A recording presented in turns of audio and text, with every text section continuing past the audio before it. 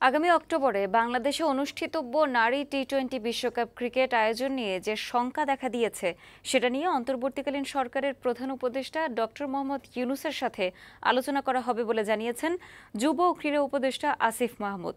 গত এক মাস ধরে কোটা সংস্কার আন্দোলন নিয়ে দেশের পরিস্থিতি অস্থিতিশীল হয়ে ওঠায় বাংলাদেশের টি-20 বিশ্বকাপ আয়োজন নিয়ে শঙ্কা প্রকাশ করে আইসিসি। রোববার এ নিয়ে বিসিবির একটি প্রতিনিধি দল নতুন ক্রীড়া উপদেষ্টা আসিফ মাহমুদের সাথে সাক্ষাৎ করে।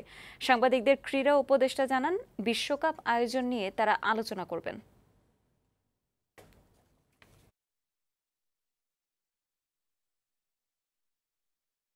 নারী টি-20 বিশ্বকাপের বিষয়ে আমরা বিসিবির সাথে কথা বলেছি।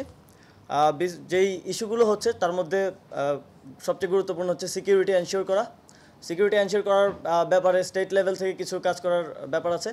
আমি আজকেই যমুনাতে গিয়ে ইউনূস স্যারের সাথে এই বিষয়ে বিস্তারিত কথা বলবো এবং তিনি একজন ক্রীড়াপ্রেমী মানুষ, তিনি অবশ্যই এটিতে আমাদেরকে সহযোগিতা করবেন এবং স্টেট লেভেল থেকে সিকিউরিটিটা আমরা এনশিওর করব। আমরা ইউএনের সাথেও কথা বলবো যাতে তারা সাজেস্ট করে কিছু দেশের ট্রাভেল রেস্ট্রিকশনস আছে সেগুলো যাতে সমাধান করা যায়।